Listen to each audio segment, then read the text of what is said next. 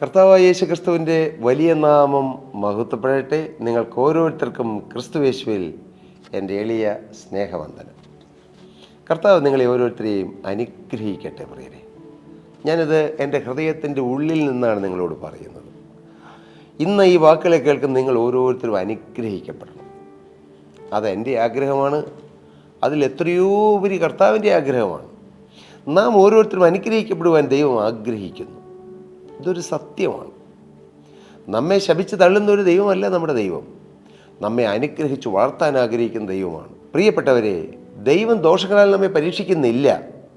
ദൈവമല്ല രോഗം വരുത്തുന്നത്, ദൈവമല്ല അപകടം വരുത്തുന്നത്, ദൈവമല്ല മരണം വരുത്തുന്നത്. എല്ലാം വരുത്തുന്നത് ദുഷ്ടനായ പിശാചാണ്. എന്നാൽ ദൈവം ചെയ്യുന്നത് എന്താണെന്നറിയാമോ? പിശാച് വരുത്തുന്നതായ ചില പ്രതിസന്ധികൾ നന്മയ്ക്കാക്കി കൂടി വ്യാപരിപ്പിക്കും. All things work together for good for those who love God. ദൈവത്തെ സ്നേഹിക്കുന്നവർക്കെല്ലാം നന്മയ്ക്കാക്കി ദൈവം തീർക്കുകയാണ്. നാം ചിന്തിച്ചു വന്നത് വലിയ തടസ്സം മുന്നിൽ, വലിയ വിഘ്നം മുന്നിൽ, വലിയ കോട്ട മുന്നിൽ എങ്ങനെ മുന്നോട്ട് പോകും? പക്ഷേ നിത്യനായ ദൈവം നിർദ്ദേശിച്ചു. ദൈവം പറഞ്ഞു ഇങ്ങനെയൊക്കെ ചെയ്യണമെന്ന്. എന്തു ചെയ്യണം? യോശുവ മുഖാന്തരം ഇസ്രായേൽ ജനത്തോട് പറയുകയാണ്. നാം കഴിഞ്ഞ പ്രാവശ്യം ചിന്തിച്ചതാണ്. നിങ്ങളിൽ യോദ്ധാക്കളായ എല്ലാവരും ഒരു വട്ടം പട്ടണത്തെ ചുറ്റി നടക്കണം. ഇങ്ങനെ 6 ദിവസം ചുറ്റണം. 7-ാമത്തെ ദിവസം 7 പ്രാവശ്യം പട്ടണത്തെ ചുറ്റണം. പുരോഹിതന്മാർ കാഹളമൂതണം. കർത്താവിന് സ്തോത്രം. ദൈവം നിർദ്ദേശം കൊടുക്കുകയാണ്.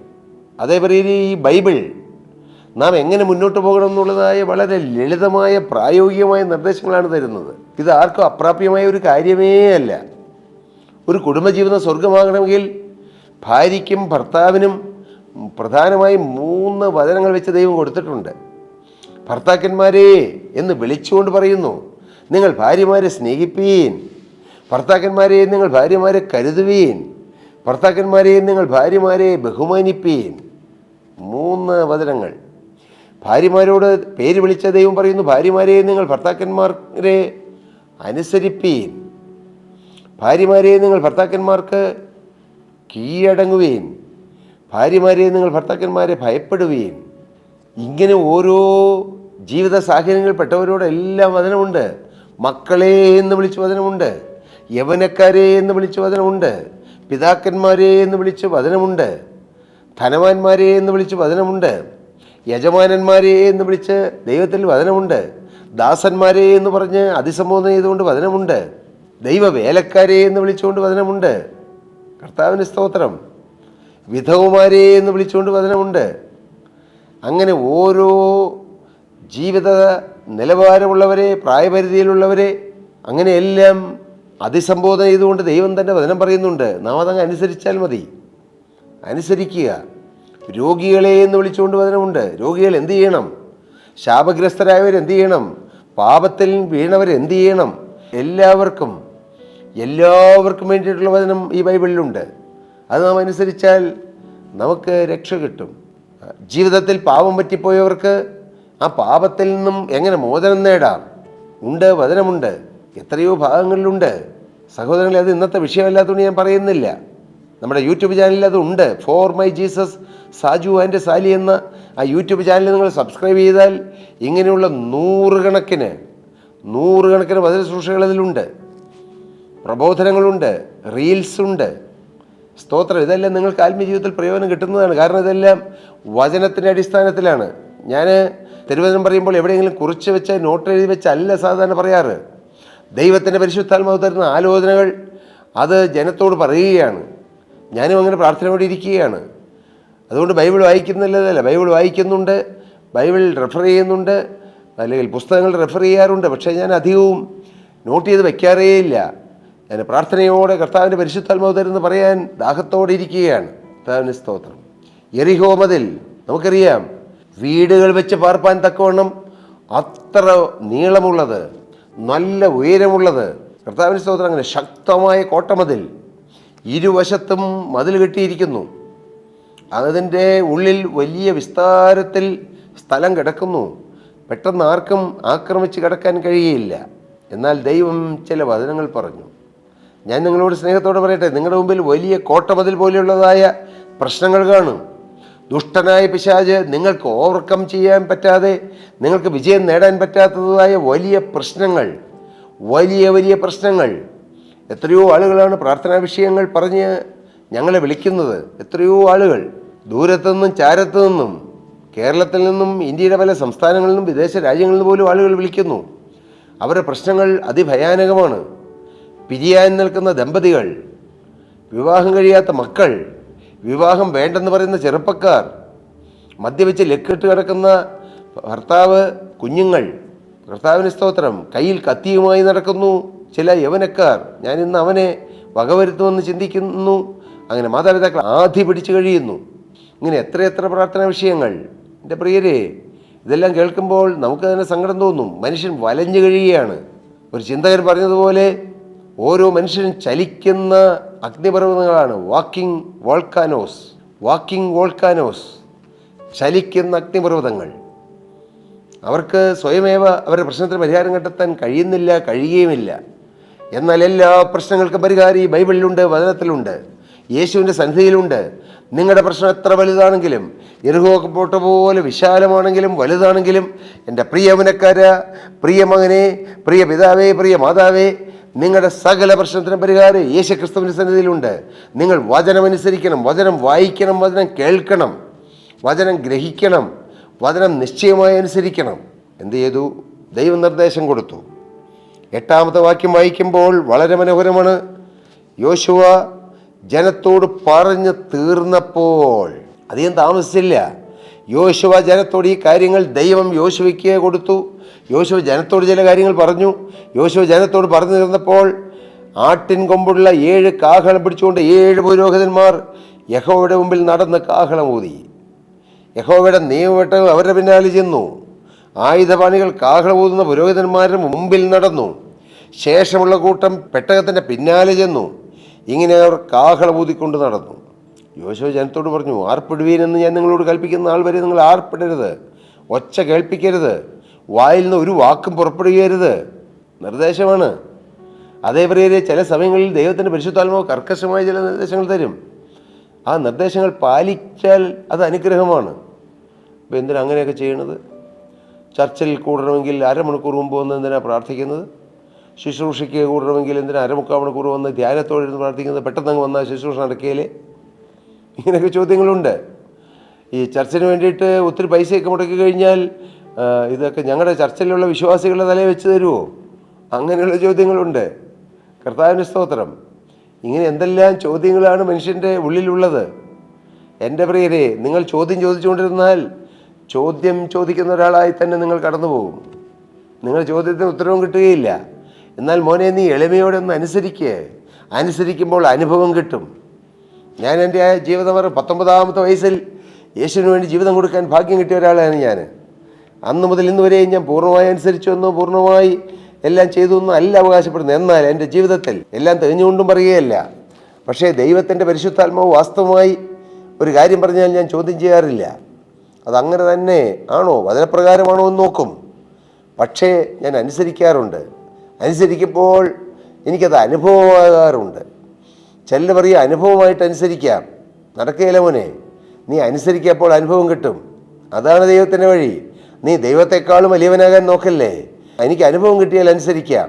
അപ്പോൾ മോനെ, നീ കൃമിയായിട്ടുള്ള വെറും നിസ്സാരനായ ഒരു പൂഴിയായ നീ നിത്യനായ ദൈവത്തെക്കാൾ വലിയവനാകാൻ നോക്കുകയാണ്. കർത്താവിന് സ്തോത്രം. ഒന്ന് അനുസരിച്ച് നോക്കൂ. ദൈവം നിനക്ക് ജയം തരും. ദൈവം തീർച്ചയായും ജയം തരും. നിശ്ചയമായും ജയം തരും. ദൈവത്തിൻ്റെ വചനം അനുസരിക്കുക, ദൈവത്തിൻ്റെ വചനത്തിന് കീഴ്പ്പെടുക. ഭർത്താക്കന്മാരെ, നിങ്ങൾ ഭാര്യമാരെ ഒന്ന് സ്നേഹിച്ച് നോക്ക്. നിങ്ങളുടെ കുടുംബ സ്വർഗമാകും. ഭർത്താക്കന്മാരെ, നിങ്ങൾ ഭാര്യയെ ഒന്ന് കരുത്, അവരെ ഒന്ന് ബഹുമാനിക്കുക, അവരുടെ വാക്കും കൂടി ഒന്ന് കേൾക്ക്. നിശ്ചയമായും നിങ്ങളുടെ കുടുംബത്തിൽ സമാധാനം ഉണ്ടാകും. പിരിയേണ്ട ആവശ്യമില്ല. സഹോദരി, നീ നിൻ്റെ ഭർത്താവിനെ ഒന്നങ്ങ് അനുസരിക്കേ. ഞാൻ സ്ത്രീയല്ലേ, സ്ത്രീക്കുമില്ലേ അവകാശങ്ങൾ. ഞാനും ജോലി ചെയ്യുന്നയാളാണ്, എനിക്കുകൊണ്ട് വരുമാനം, എനിക്കുകൊണ്ട് ബാങ്ക് ബാലൻസ്, എൻ്റെ അപ്പന് ഇത്ര സ്വത്തുണ്ട്, ഞാൻ ഇത്രയും പൈസ കൊണ്ടാണ് ഈ ഭർത്താവിൻ്റെ വീട്ടിലേക്ക് വന്ന് ഇങ്ങനെ 100 കാര്യങ്ങൾ പറഞ്ഞ് നീ ന്യായം പറഞ്ഞുകൊണ്ടിരിക്കാതെ നിൻ്റെ ഭർത്താവ് പറയുന്ന നീ ഒന്ന് അനുസരിക്കേ. അത് വചനമാണ്. കുടുംബസ്വർഗമാകും. മക്കൾ സമാധാനമുള്ളവരായി ജീവിക്കും. മകളെ നീ ഒന്ന് കീഴ്പ്പെട്, നീ നിൻ്റെ ഭർത്താവിനെ ഒന്ന് ഭയപ്പെടുക എന്ന് പറഞ്ഞാൽ പേടിക്കാനല്ല, ബഹുമാനിക്ക്. ഓ ആൻഡ് റെവറൻസ്. കുടുംബസ്വർഗമാകും പ്രിയരെ. അല്ലാതെ നിങ്ങൾ എവിടെയെല്ലാം കയറി നടന്നാലും ഏതെല്ലാം നേർച്ചകളോ വഴിപാടുകളോ ആചാരങ്ങളോ അനുഷ്ഠാനങ്ങളോ ചെയ്താലും കുടുംബമൊന്നും സ്വർഗമാകുകയില്ല. ഇന്ന് കുടുംബങ്ങളെ പിരിക്കുന്ന അനേകം ദുഷ്ടപിശാചുകളുണ്ട്. പൈശാചിൻ്റെ ഒരു വലിയ തന്ത്രമാണ് കുടുംബം പിരിക്കുക. കാരണം ദൈവം പറഞ്ഞു, ദൈവം യോജിപ്പിച്ചതിനെ മനുഷ്യൻ വേർപിരിക്കരുത്. പക്ഷെ പിശാച് ഇന്ന് കുടുംബങ്ങളെ പിരിച്ചുകൊണ്ടിരിക്കുകയാണ്. കാരണം എന്ത്? വചനമനുസരിക്കുന്നില്ല, വചനത്തിന് പോകാൻ ഇഷ്ടമില്ല. വചനത്തിന് പോകുന്നവരെ ആക്ഷേപിക്കും. ബാർ ഹോട്ടലുകളിലും കള്ളു ഷാപ്പുകളിലും കയറി നിരങ്ങാൻ മനുഷ്യന് അതിന് ലജ്ജയില്ല, അതിന് സമയമുണ്ട്. പക്ഷേ ഒരമണിക്കൂർ വന്ന് വചനം കേൾക്കാൻ പറഞ്ഞാൽ വരികയില്ല, സമയമില്ല, തിരക്കാണ്. മോനെ നിൻ്റെ തിരക്ക് എന്ന് തീരും ഒരു ദിവസം. അന്ന് കൈകാലിട്ട് വെച്ചിട്ട് കാര്യമില്ല. വചനം കേൾക്കണം. നിത്യനായ ദൈവത്തിന് നിന്നോട് പറയാനുള്ളത് രേഖപ്പെടുത്തിയിരിക്കുന്നതാണ് ഈ ബൈബിൾ, തിരുവചനം. അത് കേൾക്കാതെ എങ്ങനെ അനുസരിക്കാൻ പറ്റും? വചന ശുശ്രൂഷകൾ കേൾക്കണം. സത്യവചനത്തെ ശരിയായി പഠിപ്പിക്കുന്ന രംഗങ്ങളിൽ നിങ്ങൾ പോയി വചനം കേൾക്കണം. നിങ്ങൾക്ക് നഷ്ടം വരികയില്ല. ആത്മീയമായും ഭൗതികമായും കുടുംബപരമായും നിങ്ങൾ അനുഗ്രഹിക്കപ്പെടും. നിങ്ങളുടെ ഔദ്യോഗിക ജീവിതത്തിൽ നിങ്ങൾ അനുഗ്രഹിക്കപ്പെടും. നിങ്ങളുടെ പ്രൊഫഷണൽ ലൈഫിൽ നിങ്ങൾ മേന്മയുള്ളവരാകും, ശ്രേഷ്ഠതയുള്ളവരാകും. നിങ്ങൾക്ക് കഴിവില്ലേ, കഴിവ് കർത്താവ് തരും. കുടുംബ സ്വർഗമായി തീരും. ഹല്ലേലൂയ. വചനത്തിലെല്ലാം ഉണ്ട്. യോശുവ ദൈവത്തിൽ നിന്നും പ്രാപിച്ച് ജനത്തിന് കൊടുത്തു. ജനം അത് മുഴുവൻ അനുസരിച്ചു. ഇന്നും ഞാൻ ആ വചന ശുശ്രൂഷ തീർക്കണമെന്ന് ആഗ്രഹിച്ചു. എറിയോ കോട്ട തകർന്നത് തീർന്നില്ല. അടുത്ത മെസ്സേജിൽ അത് പൂർണ്ണമാക്കാം. എൻ്റെ പ്രിയപ്പെട്ടവരെ, നിങ്ങൾ എന്തു പറയുന്നു? യൗവനക്കാരെ, നിങ്ങൾക്ക് വചനമുണ്ട്. മക്കളെ, നിങ്ങൾക്ക് വചനമുണ്ട്. മക്കളെ, നിങ്ങൾക്ക് നന്മയുണ്ടാകുവാനും നീ ഭൂമിയിൽ ദീർഘായുസോടിരിപ്പാനും നിൻ്റെ അപ്പനെയും അമ്മയും ബഹുമാനിക്കുക. ഇന്ന് യൗവനക്കാർ അനേകരും മരണപ്പെട്ടു പോകുന്നു. കാരണം അപ്പനെയും അമ്മയും കൂസുന്നില്ല, അപ്പനെയും അമ്മയും ബഹുമാനിക്കുന്നില്ല, അനുസരിക്കുന്നില്ല. മരണം അവരെ വഴിയിൽ പതിയിരിക്കുകയാണ്. നിനക്ക് ദീർഘായുസ് വേണമെങ്കിൽ നിൻ്റെ അപ്പനെയും അമ്മയും ബഹുമാനിക്കുന്നത് വചനമാണ്. നിനക്ക് നന്മ കിട്ടണമെങ്കിൽ നിൻ്റെ അപ്പനെയും അമ്മയും ബഹുമാനിക്കണം. ഹല്ലേലൂയ. എനിക്കുമുണ്ട് മാതാപിതാക്കൾ. 87 വയസ്സായി എൻ്റെ പിതാവിന്, 85 വയസ്സുണ്ട് അമ്മയ്ക്ക്. ഞങ്ങളുടെ കൂടെ അവർ സ്വർഗതുല്യമായി കുടുംബജീവൻ നയിക്കുന്നു. അവർക്ക് പൂർണ്ണ സംതൃപ്തരാണ് ഞങ്ങളുടെ മാതാപിതാക്കൾ. ഞങ്ങൾക്ക് മക്കളുണ്ട്, 3 ആൺമക്കൾ. ഒരാൾ എഞ്ചിനീയറാണ്, 2 പേര് ഡോക്ടേഴ്സാണ്. മൂത്തവന് വിവാഹം കഴിച്ചുകൊണ്ട് വന്ന മോളും ഡോക്ടറാണ്. പക്ഷേ മാതാപിതാക്കളായ ഞങ്ങളെയും അവരുടെ ഗ്രാൻഡ് പേരൻസായ ഞങ്ങളുടെ മാതാപിതാക്കളെയും അവർ ബഹുമാനിക്കുകയും അനുസരിക്കുകയും കീഴ്പ്പെടുകയും ചെയ്യുന്നു. അതാ കുഞ്ഞുങ്ങളുടെ ജീവിതത്തിൽ അനുഗ്രഹമാണ്. കർത്താവിന് സ്തോത്രം. വചനം മാറുകയില്ല. മോനെ, നീ വചനം മാറ്റാൻ നോക്കിയാൽ നടക്കുകയില്ല. വചനം അനുസരിക്കാതെ നന്മ വരികയില്ല. വചനം അനുസരിക്കാതെ സമാധാനം വരികയില്ല. എൻ്റെ പ്രിയപ്പെട്ടവരെ, ഞാൻ ഇന്നത്തെ ഈ വാക്ക് ഇവിടെ അവസാനിപ്പിക്കട്ടെ. വലിയ വലിയ തടസ്സങ്ങൾ, വലിയ വലിയ പ്രതിസന്ധികൾ മാറാൻ ഒന്നേ വഴിയുള്ളൂ. വചനം അനുസരിക്കുക, വചനത്തിന് കീഴ്പ്പെടുക, വചനം കേൾക്കുക, വചനം ഗ്രഹിക്കുക, വചനം അനുസരിക്കുക, വചനപ്രകാരം ജീവിതം ക്രമീകരിക്കുക. Set your affairs in order. നിൻ്റെ കാര്യമെല്ലാം ക്രമത്തിലാക്കണം, വചനപ്രകാരം ക്രമത്തിലാക്കണം. കൊടുത്തു തീർക്കാനുള്ളത് കൊടുത്തു തീർക്കണം. നിൻ്റെ കയ്യിൽ പിശാചിന് അവകാശമുള്ളത് ഇരിക്കരുത്. ഏറ്റുപറയാനുള്ള പാപങ്ങൾ ഏറ്റുപറയണം. സ്വസ്ഥത കിട്ടും, സമാധാനം കിട്ടും. ഏത് പാപം വന്നുപോയവർക്കും ജീവിതത്തിൽ ഏതെല്ലാം ഹീനകൃത്യങ്ങൾ വന്നിട്ടും നിങ്ങൾക്ക് മനസ്സാക്ഷി കുത്തോടെ നിങ്ങൾ കഴിയുകയാണോ, ദൈവവചനം പറയുന്നു, നിങ്ങൾ ഏറ്റുപറഞ്ഞ് ഉപേക്ഷിച്ചാൽ നിങ്ങൾക്ക് സമാധാനം കിട്ടുമെന്ന്, പാപമോചനം കിട്ടുമെന്ന്. ഇങ്ങനെ 100 കാര്യങ്ങൾ അടങ്ങിയിരിക്കുന്ന ഈ വിശുദ്ധ വേദപുസ്തകം നിങ്ങൾ എന്നും വായിക്കൂ, ഗ്രഹിക്കൂ, വചനം കേൾക്കൂ. നിങ്ങളുടെ ജീവിതം സമാധാനം കൊണ്ട് കർത്താവ് നിറയ്ക്കും. നിങ്ങളുടെ ജീവിതം അനുഗ്രഹം കൊണ്ട് ഐശ്വര്യം കൊണ്ട് കർത്താവ് നിറയ്ക്കും. നിങ്ങളുടെ ജീവിതത്തിലുള്ള വിഘ്നങ്ങളെ ചാടിക്കടക്കുവാൻ ദൈവം നിങ്ങൾക്ക് കൃപ തരും. ഹല്ലേലൂയ. അതിന് തയ്യാറാണോ പ്രിയരെ? എങ്കിൽ നിങ്ങളുടെ ജീവിതം യേശുവിന് സമർപ്പിക്കുക. യേശുവിൻ്റെ അണിപ്രദങ്ങളുടെ കരങ്ങളിലേക്ക് കൊടുക്കൂ. യേശു നിങ്ങളെ സഹായിക്കും, യേശു നിങ്ങളെ അനുഗ്രഹിക്കും. വചനം നിങ്ങളെ ബലപ്പെടുത്തും. അതിനിടയാകട്ടെ. ദൈവം നിങ്ങളെ അനുഗ്രഹിക്കട്ടെ എന്ന് പ്രാർത്ഥിക്കുകയും അനുഗ്രഹിക്കുകയും ചെയ്യുന്നു. ദൈവനാമം മഹത്വപ്പെടട്ടെ. പ്രിയ സഹോദരി സഹോദരങ്ങളെ, നിങ്ങൾക്ക് പ്രാർത്ഥനാ വിഷയങ്ങളുണ്ടോ? തീർച്ചയായും ഞങ്ങളോട് പറഞ്ഞാൽ ഞങ്ങൾ പ്രാർത്ഥിക്കാം. ഞങ്ങൾ പ്രയർ വാരിയേഴ്സ് ടീം പ്രാർത്ഥിക്കും. എന്നാൽ ഞങ്ങൾ കൂടെ തരുന്ന നിർദ്ദേശം, നിങ്ങൾ ഈ യേശുവിനെ സ്വന്തം രക്ഷിതാവും കർത്താവായി സ്വീകരിച്ച ശേഷം നിങ്ങൾ ഒറ്റയ്ക്ക് പ്രാർത്ഥിക്കൂ. കർത്താവ് പ്രാർത്ഥനയ്ക്ക് ഉത്തരം തരും. അങ്ങനെ ഒരു പേഴ്സണൽ എക്സ്പീരിയൻസ് ജീവനുള്ള ദൈവവുമായി നിങ്ങൾ സ്ഥാപിക്കൂ. നിങ്ങളെ ദൈവം അനുഗ്രഹിക്കും. ദൈവനാമം മഹത്വപ്പെടട്ടെ. സ്തോത്രം.